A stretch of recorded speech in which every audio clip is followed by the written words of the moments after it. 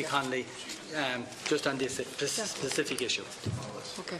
I'm working from, you've given me 3 letters, and I'm working from the 24th of October and the 26th of July, where you attempt to clarify the premises that have been transferred under the 2002 indemnity agreement and then the agreement in 2009. And I really would like a general comment from you as to how the transfers have not been completed over 15 and a half years later. But before we do that, Mr. O'Fowler, I've looked at this and, first of all, what is outstanding under the 2002 agreement? What money is outstanding? Are there any buildings? And the ones that haven't been transferred, why? And can we have a clear list of that, please, if you haven't got it today? And the money. Then if we move forward, well, I'll let you answer that first, I beg your pardon. Yeah. Thank you, Deputy. Under the initial agreement, there was we only have 4.9 million outstanding. When the CNAG did his report, 4.9 million worth of properties outstanding. When the CNAG did his report, about which we appeared before the committee in April, when the CNAG did his report, there was 21 million outstanding. We had decreased that when we appeared in April, and it has decreased further. So there are 6. So what is? There are 6 properties outstanding. What money is outstanding? Is there money outstanding? 4.9 million worth of properties. As I said, I think it's value outstanding as opposed to cash. The cash was all in by the 31st of December 2015. Sir. That's what I was trying to establish. So the cash is all in from the 31st of December. Value of the properties of the 2002 agreement. Yeah. So we have made good progress since the April meeting, and there have been a number of properties transferred, which I have written about in the letter. I'll talk about we have 6 outstanding properties. And they're the 6 that you gave me on the 24th of October? Yes. Okay, I worked from those, yeah. So in the case of Montauk in Tralee, first of all to say, in 5 of the 6 we are still pursuing the property transfer, and in the 6th we are not pursuing the property transfer in the initial agreement. So we have, in the case of all 5, the 5 properties are all in use already and in full use by the state, and we then have in relation to each of the 5 properties, and I'll refer to Montauk and Tralee first. There are a number of outstanding title issues. The main one is a litigation around the boundary. The CSSO is awaiting confirmation that the matter has been resolved, and it is likely that there will be a qualification on title. So that's the update on that.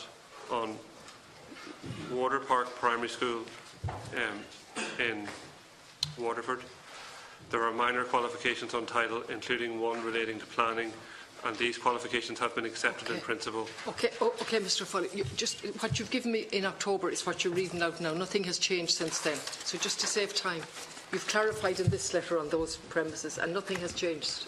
That's the position. Nothing has changed in the last 2 weeks, but there was significant progress from April to October. Okay. Yeah. All right. So, I welcome the progress from April to October, and I welcome the letter setting it out. I deplore that it has taken this long, but I'll leave that for another day. And I'll move on now to the 2009, because we've limited time, the 2009 voluntary offers.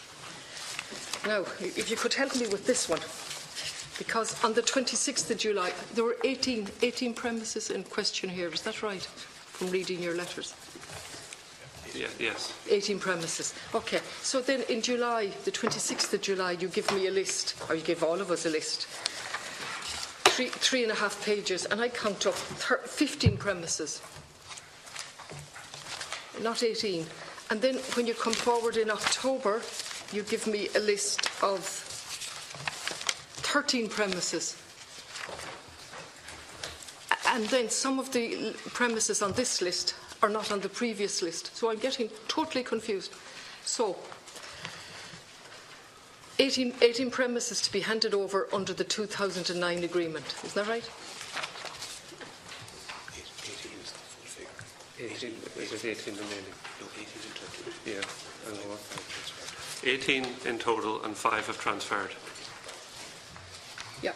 So we have 13. So we have 13 Okay, outstanding. I'm not here to sort of score a point or embarrass. I'm here because premises that were to be handed over in 2009 haven't been handed over by 2017. I know this because one of the buildings in Galway has simply remained empty since 2009. But to my horror, that's not the only building. So now, when I tried to trace it up, with the help of the Controller and Auditor General, who highlighted in a very good report what was outstanding. So I'm following up now, and if I take your July letter... We have 13 properties outstanding. No, wait now. On the 26th of July, you give me a list of 15 properties. Why didn't I get a list of 18 properties? On the 26th of July, that correspondence related to the Mercy. Can I have a copy? Okay, so that was just... Yeah. The committee specifically asked for information about the Sisters of Mercy, and that's what the correspondence of the 26th of July referred to, Deputy. So did the Sisters of Mercy give 15 properties? Yes, they've offered 15 properties. Offered from 2009? Yes. Okay, 15 properties. And who were the other 3 on that list of 18?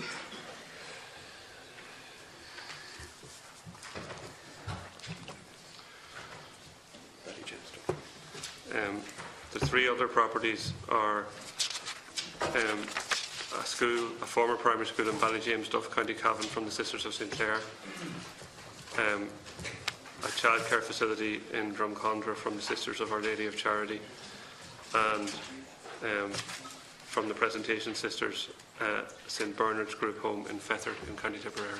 Okay. Do you think we could have a list after today of the 18 properties that were offered in 2009 and where they're at today, regardless of which organisation they came from? Absolutely. Great, because when I look at October, your letter of the 24th of October under 09 properties, and I compare it with July, the first 5, and you've explained now that you thought it, well, maybe we did ask, I'm not sure, that they were just the Mercy properties. So it's hard to follow because the first 5 on the July list don't appear at all on the October list. They don't appear, so I'm going back and forth. So at this point, because I know we have a heavy agenda today, could I have every member a list of the 18 properties completely? Was there any money involved in the 2009 offer, or was it premises? There was money involved as well, and that was the 110 million cash. Okay. Do you know what would be? 100 million has been. Do you know what would be very helpful if someone, Mr. O'Fowlu, wrote out a comprehensive letter for us, setting out what was the 2009, the 18 premises, where they are, where we're at, what money. 110, and that went to Carranua presumably, and the set up under statute, that 110. Okay, has all of that been given over? There's 10 million outstanding. Why? That 10 million outstanding is from... It's money committed in 2018 from the Daughters of Charity and the Christian Brothers. Say that again, I'm sorry. It's money committed for 2018 from the Daughters of Charity and the Christian Brothers. It's committed for 18. That's when they made the offer for, yeah. It's coming in 18. Okay. So, the 2002 agreement still has a small amount outstanding, 4-point-something million. The 2009, none of the properties have been transferred, have they? Or am I exaggerating? 3? 5 properties. 5 have been transferred out of 18. Yeah. Completely transferred? Completely transferred. Okay, so that leaves 13. Yeah. And you're going to give us a full list. Yeah. And in addition, there's outstanding monies under the 110.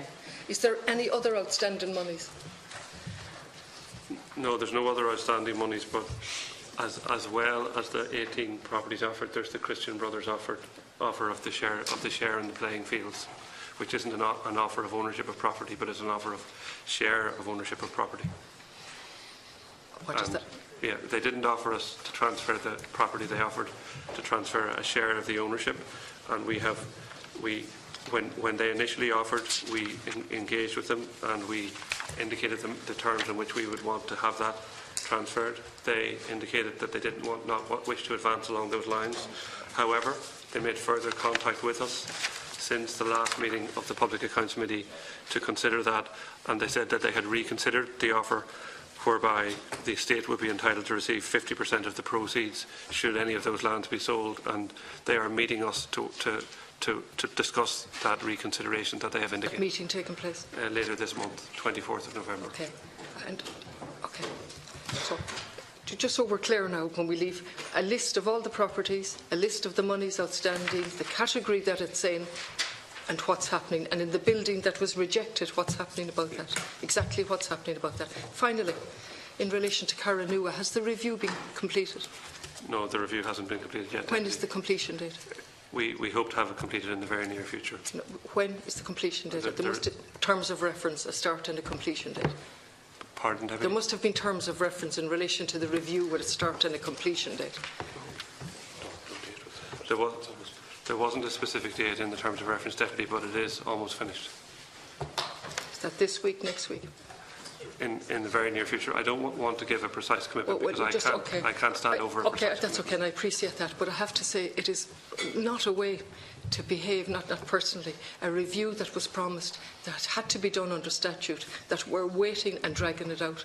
Okay, and the final thing, finally, is Lenaby in Galway as one of the examples. This building has remained empty. We've had 3 letters to try and extract the details of it. It was offered in 2009.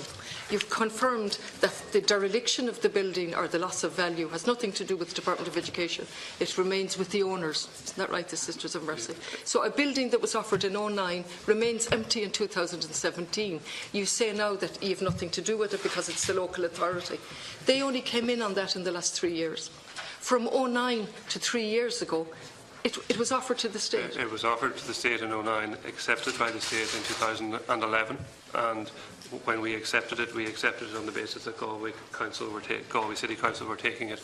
It has been empty since 2011 when the HSE left the building. No, the building, they left well before that. I worked for them, and they moved to Merlin Park, and the building has been empty from before that. Well, I accept your view, but I was informed otherwise. Okay, all right. I'm not so that's okay.